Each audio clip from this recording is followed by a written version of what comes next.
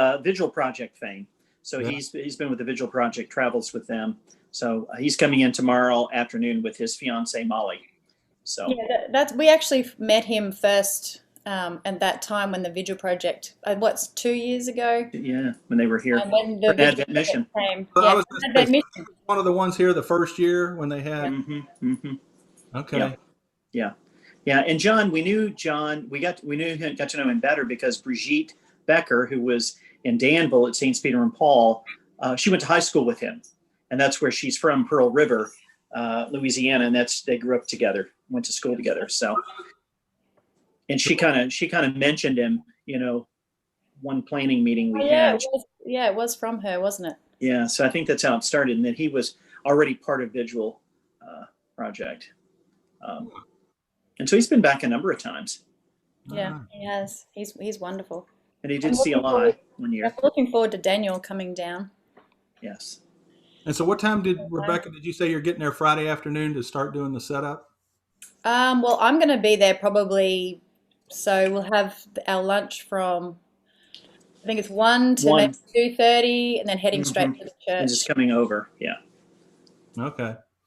So if I get over there at between 3 and 3:30, that should be. I think so. Yeah, that's perfect. Okay. Did you get that prayer I sent to you, Rebecca? Yes, I did. It's beautiful. It's very nice. That was very nice. That CRS.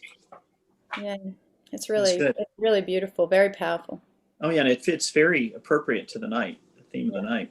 Everybody gets to hear it at the Advent Mission. Very Yes. good. Yeah. Yeah.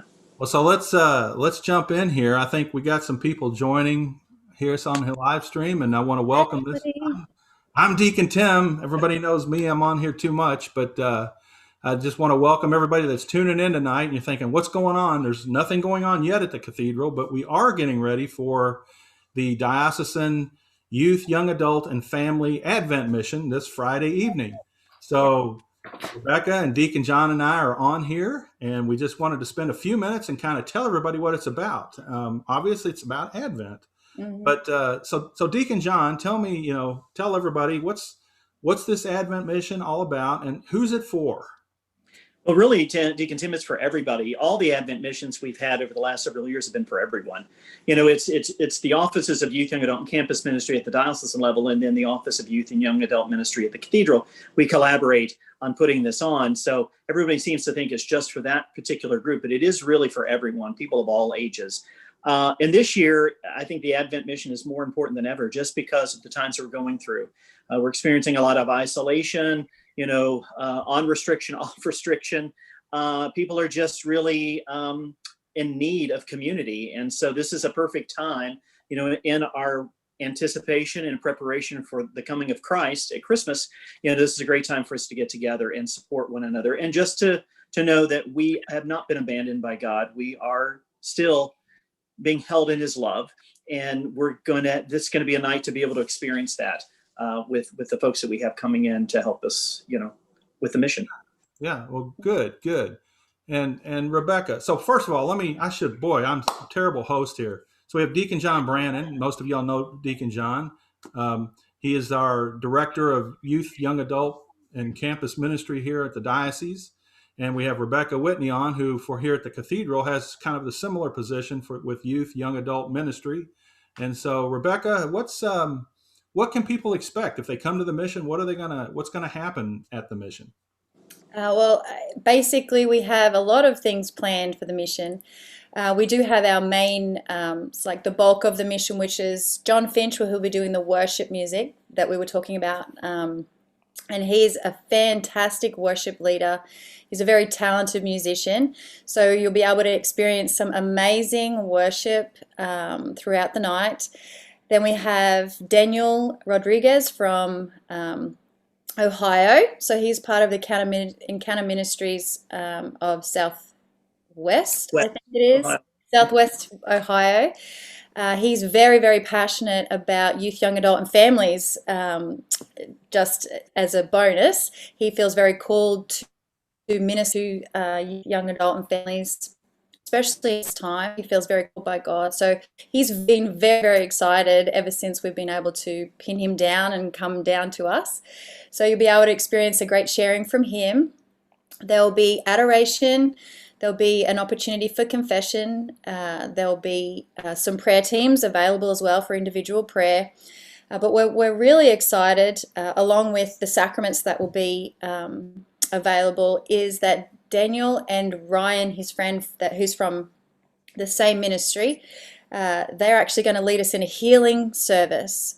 And so this is very, very powerful with the Eucharist and confession and all the ways that you can enter into the night. This healing part of the night is very real, very powerful. We've experienced this kind of thing at the cathedral before, where people have had physical healings, emotional, etc. healings. So we're really excited to see how the Lord is going to work and be able to see it as a witness to the power and glory of God, that he hasn't abandoned us, that he is in our midst, and that Advent is this journey of realizing that Christ hasn't left us alone.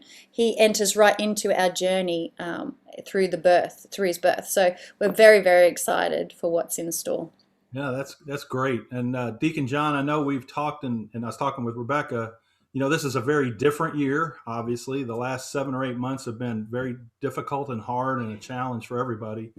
What's going to be different, say, in a normal year at an Advent mission versus this year? What do you think is different for people? Why will this be something they want to come to this year? Well, normally,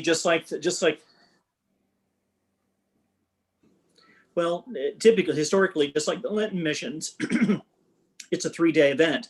We would normally have it, 3 days during the week. But given our circumstances with restrictions and the pandemic and the rise in COVID cases, we shortened it to one evening, a very important evening, and packed a lot in. Again, it goes back to my statement earlier. We need this. I've had a number of people approach me about direct ministry.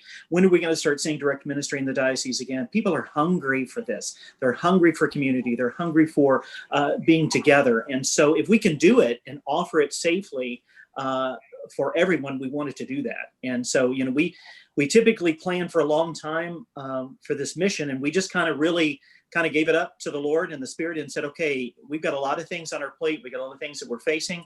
We're not going to be able to do things the normal way. So we're just going to give it up and offer it up. And so, Jesus has made this happen. He's made all the pieces fall into place.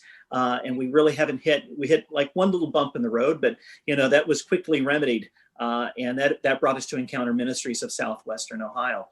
So, we're excited to have them, and they're excited to be with us. So, it's just going to be a great evening. I'm sure it'll be a very spirit-filled, emotionally filled evening, and hopefully people can show, can be vulnerable and open themselves up to the Spirit. Well, and I think for me, and Rebecca, chime in here too, I think for me, just the fact that people have been so isolated, and we've faced so many challenges over the last several months. And as I've heard Rebecca and you talk about this, this is a night where you can just come and receive. You can be ministered to, and it's going to be filled with hope, joy, and healing.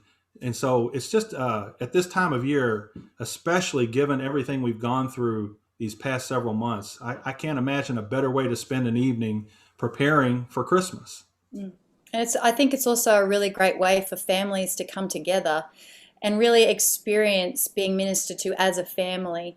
We individually have had difficulties through this whole time, but families, there are a lot of struggling families out there for many different reasons. And so we really wanted it to be an opportunity to be filled up, to increase that hope that we are not alone in this, and this won't last forever.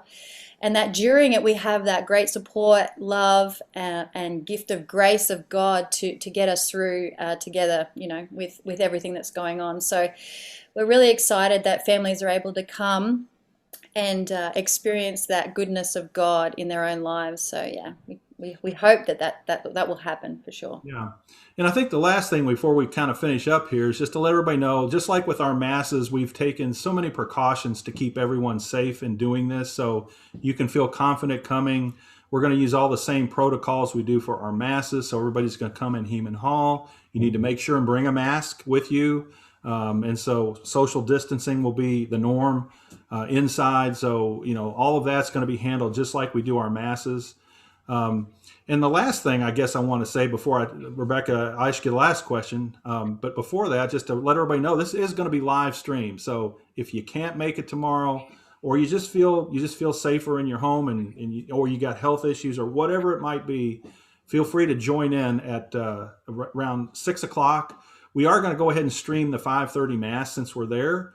We're going to stream the Mass, and then the mission will get started immediately following the 5:30 Mass. So, but it will be live streamed just like we do our Masses on the weekends and during the week. So you can tune into that. So Rebecca, how do people come? I know we're registering. So what do people do if they want to come?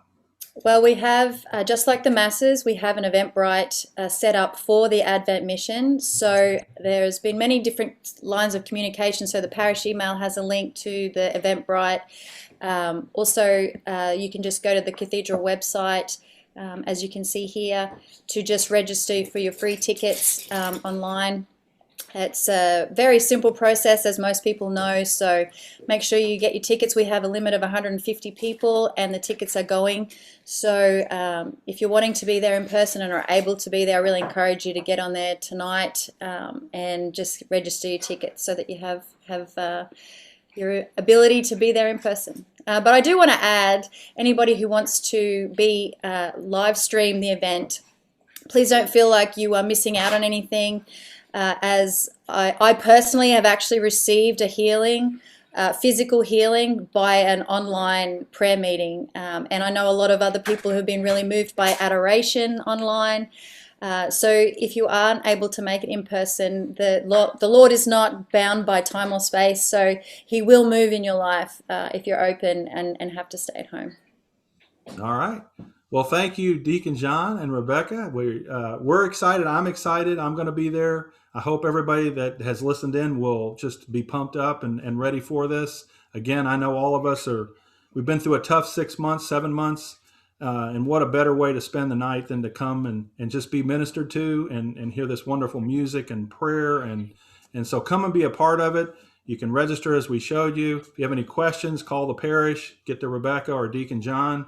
And we'll get you connected and get you hooked in. And we're looking forward to seeing everybody on Friday evening. And until then, everybody have a great